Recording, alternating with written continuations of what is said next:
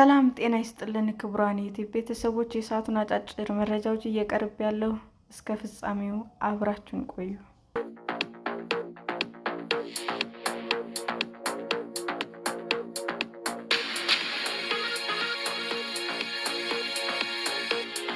አሜሪካ ከታሪክ ምን ትማራለች? ኢራን የስዊዝ ቦይ ቀውስን በትራምፕ ላይ እየደገመችው ነው። ዩናይትድ ስቴትስ እና እስራኤል ከአንድ ወር በፊት በኢራን ላይ የቀሰቀሱትን ጦርነት ባልተጠበቀ ሁኔታ ተወሳስቦ እየተካሄደ ይመስላል። የአሜሪካው ፕሬዝዳንት ዶናልድ ትራምፕ የማህበራዊ ሚዲያ ጽሑፎችን ለአጭር ጊዜ ቢሆንም ግርግሩን እያባባሱና ዓለም አቀፍ ገበያዎችን እያናወጡ ይገኛሉ። የትራምፕ አስተያየት ብቻ ሳይሆን ታሪክም የዚህን ጦርነት አቅጣጫ እየቀያየረው ይመስላል። ግጭቱ ከተቀሰቀሰ ወዲህ ባለሙያዎቹ ጉዳዩን ለመረዳትና ወዴት ሊያመራ እንደሚችል ለመተንበይ እየሞከሩ ነው። ከእነዚህ መካከል ሶስት ቁልፍ ታሪካዊ ጉዳዮች ጎልተው ይታያሉ።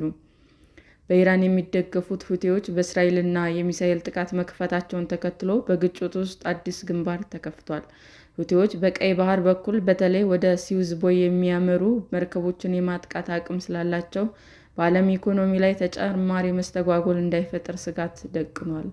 ቡድኑ 30 በመቶ የሚሆነውን ዓለም አቀፍ ኮንቴይነር እና 15 በመቶ ገደማ የሚሆነው የንግድ እንቅስቃሴ የሚተላለፍበት ወሳኝ የውሃ መስመር መዝጋት ባይችል እንኳ አካባቢውን ሊያምስ ይችላል።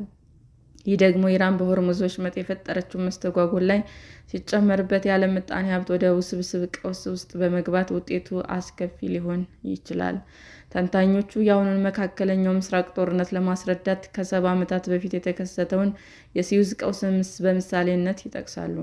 የግብፅ ፕሬዝዳንት የነበሩት ጋማል አብደል ናስር በአውሮፓውያኑ በ1956 የስዊዝ ቦይን ተቆጣጥሮ ፈረንሳይ፣ ብሪታንያ እና እስራኤል ይህንን ለመቀልበስ ያደረጉት ሙከራ ሳይሳካ ቀረ። ለትራምፕ እና ለአጋራቸው የእስራኤል ጠቅላይ ሚኒስትር ቤንያሚን ኔታንያሁ በዚህ ረገድ ታሪክ አሳሳቢ መልዕክት ያስተላልፋል። ከሁሉም በላይ ብሪታንያ የዓለም ኃያል ሆና የቆየችበት ጊዜ እንዳበቃ የሚያሳይ ነው። ከመጀመሪያው የዓለም ጦርነት ወዲህ በመካከለኛው ምስራቅ የነበራት የበላይነት መጨረሻ ነበር ሲል የቢቢሲ ዓለም አቀፍ ጉዳዮች አርቲ ጀረሚ ቦይን ተናግሯል። ለዓለም አቀፍ ኢኮኖሚ ወሳኝ በሆኑት መስመሮች ላይ ቴህራን እና ሁቲዎች እየተተገበሯቸው ያሉት ስልቱ ከናስር አካሄድ ጋር ይመሳሰላሉ።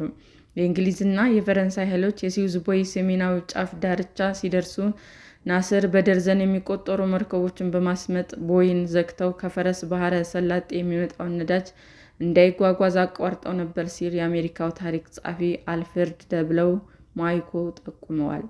የወቅቱ የአሜሪካ ፕሬዝዳንት ድዋይት አይዘንሃወር ከሶቪየት ጋር በገቡበት የቀዝቃዛው ጦርነት ወቅትም የተፈጠረው ይህ ችግር ለመፍታት ጣልቃ በመግባት ብሪታንያ እና ፈረንሳይ እንዲወጡ አስገድዷቸዋል። በወቅቱ ብሪታንያ በተባበሩት መንግስታት ማዕቀብ ተጥሎባት ነበር። የገንዘቧ ዋጋም ሊጋሽብ አፋፍ ላይ ደርሶ ነበር። ዓለም አቀፍ ኃያልነቷ ሊጠፋም እየተቃረበ ነበር ሲሉ ማኮ ጽፈዋል።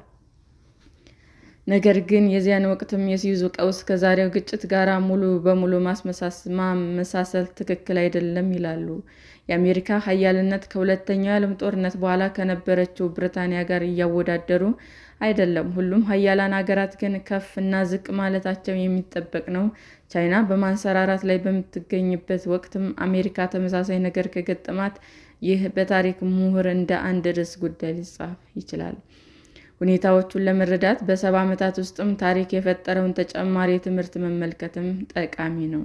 በ1973 የነዳጅ ዋጋ በቀጣዮች 10 ዓመታት ውስጥም ከፍተኛ ጉዳት የሚያደርሱ ቁልፍ የሆኑ ኢኮኖሚ የደም ስሮች ማስተጓጎል በመቀጠሉ አካሄዱ ሊገመት የሚችል መሆኑን ታዛቢዎች ገልጸዋል። አንደኛው ደግሞ የስዊዝ ዘመቻ ከተጠናቀቀ ከ20 ዓመታት ባነሰ ጊዜ ውስጥ የተከሰተ ነው። በአውሮፓውያኑ በ1973 በእስራኤል በግብፅ እና በሶሪያ መካከል ጦርነት ተካሂዷል። የዩም ኪፑር ጦርነት ተብሎ በሚጠራው በዚህ ጦርነት ግብፅ እና ሶሪያ በእስራኤል ድንገተኛ ጥቃት ሰነዘሩ። አሜሪካም የጦር መሳሪያ ለእስራኤል በስፋት ሰጠች። የአረብ ሀገራት የዓለም የነዳጅ ዋጋ በከፍተኛ ሁኔታ ከፍ የሚያደርግና በምዕራቡ አውሮፓ ብዙ ጉዳት የሚያስከትል ማዕቀብ በመጣል ተቃውመዋል ይላል። የወቅቱ የሳውዲ አረቢያ የነዳጅ ሚኒስትሮች ሼክ መሐመድ ዛኪ ያማኒ እንደ ነዳጅ ያሉ ሀብቶች በዓለም አቀፍ ገበያዎች ላይ ተጽዕኖ ፈጣሪ መሳሪያ ሆነው ሊያገለግሉ እንደሚችሉ ሲሉም በግልጽ ተናግረዋል። የአረቡን ዓለም ከፍተኛ ምርት የነዳጅ ጦር መሳሪያ ሲሉም ገልጸውታል። ይህም የዓለም ኢኮኖሚ በፍጥነት ሊያወድም ይችላል ብለዋል። ማዕቀቡ ለ5 ወራት ቢዘልቅም ባለሙያዎቹ ግን ተጽዕኖው ለ10 ዓመታት ቀጥሏል። ለምሳሌ አሜሪካና በነዳጅ ላይ በጣም ጥገኛ በሆኑት ሀገራት ላይ የዋጋ ግሽበት አስከትሏል። ምንም እንኳ ነዳጅ ከ50 ዓመታት በፊት በዓለም አቀፍ ደረጃ የነበረው የበላይነት አሁንም አብሮ የለም። ዓለም አቀፍ የነዳጅ ፍላጎት ከመቀነሱም በላይ በተለይም ምዕራቡ ዓለም አማራጭ የኃይል ምንጮችን በመጠቀም ላይ ይገኛል። ሆኖም በ1973 እና ከዚያ በኋላ የተኩስ ሁኔታዎች ለትራምፕ ቁልፍ ትምህርት ይሰጣሉ። አሜሪካ ከአሁን ውጭ ከምታስገባው በላይ ነዳጅ በራሷ ብታመርትም አሁን በከፍተኛ መጠን ያለው ድፍድፍ ነዳጅ ከውጭ ታስገባለች። በዚህ ምክንያት በዓለም አቀፍ ገበያ ለሚወሰነው የነዳጅ ዋጋ ተጋላጭ ናት። ይህ ደግሞ የአሜሪካውያን ሸማቾች ኑሮ ይጎዳል። በተጨማሪም ሀገሪቱ በእስያ ባሉ ቁልፍ የነዳጅ አጋሮች ምክንያት በተዘዋዋሪ ተጽዕኖ ሊያድርባትም ይችላል። አሁን እየሆነ ያለው ነገር ሳውዲና ኤሚሬትስ የመሳሰሉት ሀገራት ነዳጃቸውን በአውሮፓ ላይ ደንበኞቻቸውን እንደማይሸጡ መግለጻቸው አይደለም። ነገር ግን ኢራን ሁቲዎች ወደ ገበያ ለማድረስ የሚያደርጉትን ጉዞዎች በጣም አስቸጋሪ እያደረጉ ነው። ነዳጅ በጣም አስፈላጊ ነው። ይህንን አቅርቦት ካቋረጡት በርካታ ዓለም አቀፍ ችግሮች ይከሰታሉ ይላሉ። የኢራንና ኢራቅ ጦርነት የታሪክ ምሁራን እንደሚሉትም በአውሮፓውያኑ በ1980ዎቹ ውስጥም ተከናውነው የኢራንና የኢራቅ ጦርነት የዋሽንግተን ጠላቶች ወሳኝ የኢኮኖሚ መስመሮች እንዴት ማገድ እንደሚችሉ በማሳየት ለትራምፕ ትምህርት የሚሰጡ የቅርብ ጊዜ ታሪካዊ ምሳሌዎች ናቸው። በዚህ ጦርነት ወቅትም በሆርሙዝ ወሽመጥ ላይ የሚጓዙ መርከቦች በቴህራንና በባግዳድ ኢላማ ተደርገው ነበር። ይህም ዓለም አቀፍ ኃይሎች ወደ ጦርነት ለመሳብ የታለመ እንደሆነ ተንታኞች ይገልጻሉ። በ1980ዎቹ አጋማሽ ላይም ጥቃቶች በጣም ከባድ ስለነበሩ ኩዌት መርከቦቿን ለመጠበቅ ዓለም አቀፍ እርዳታ ጠየቀች። በቀዝቃዛው ጦርነት ባላንጣዋ ሩሲያ ላለመቅደም በሚል ዋሽንግተን ተስማማች። ዘመቻ እርነስት ዊል ተብሎ የተሰየመው ስምምነት መርከቦችን በአጃቢ የማንቀሳቀስ ሥራ የተጀመረው በአውሮፓውያኑ ሐምሌ በ1987 ነበር። ብዙም ሳይቆይ ግን ብሪጅተን የተሰኘውና በአጃቢነት የተመደበችው መርከብ በኢራን መመታቷ ለአሜሪካ ጥልቅ ውርደት ሆነ። ባለሙያዎቹ እንደሚሉትም ይህ ክስተት ዋሽንግተን ባህር ላይ የተጠመዱ ፈንጂዎች የማገድ ችሎታው ላይ ጥያቄ አስነስቷል። ትራምፕ ከኢራን ጋር በሚደረገው በአሁኑ ጦርነት ሌሎች ሀገራት የባህር ኃይል አጃቢዎችን በማቅረብ የሆርሙዝ ወሽመጥ ክፍት እንዲሆን ድጋፍ እንዲሰጡ ጥሪ ማቅረባቸው መልዕክቱ ግልጽ ያደርገዋል። በአሁኑ ወቅት የዋሽንግተን ፈተና የበለጠ ከባድ ነው ይላሉ ተንታኞቹ። የጦር መሳሪያዎች መሻሻል፣ ለምሳሌ የድሮኖች መስፋፋት እና ኢራን ከኢራቅ ጋር የረዥም ጊዜ ጦርነት ውስጥ አለመሆኗን ይጠቅሳሉ። በአሁኑ ጦርነት ውስጥ ለተሳተፉ ዋና ዋና ተዋናዮችም በሙሉ ታሪክ ብዙ ትምህርት ይሰጣል። ይህም የሚገነዘቡት መንገድ በዓለም አቀፍ ደረጃ በሚካሄደው ለውጥና የጦርነት ጊዜ ላይ ተጽዕኖ ሊያሳድርም ይችላል።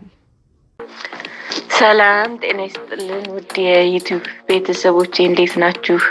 አዲስ ጀማሪ ነኝና ሰብስክራይብ ያደረጋችሁ አበረታቱኝ። አመሰግናለሁ። የዩቲዩብ አድማጮቻችን ለሰዓቱ ያቀረብኩላችሁ አጫጭር መረጃዎች ይህንን ይመስል ነበር። በሌላ መረጃ እስክንገናኝ ሼር፣ ላይክ፣ ሰብስክራይብ እንዲሁም ቢቀርብልን የምትሉት መረጃ ካለ ኮሜንት እያደረጋችሁ ቸር ቆዩን።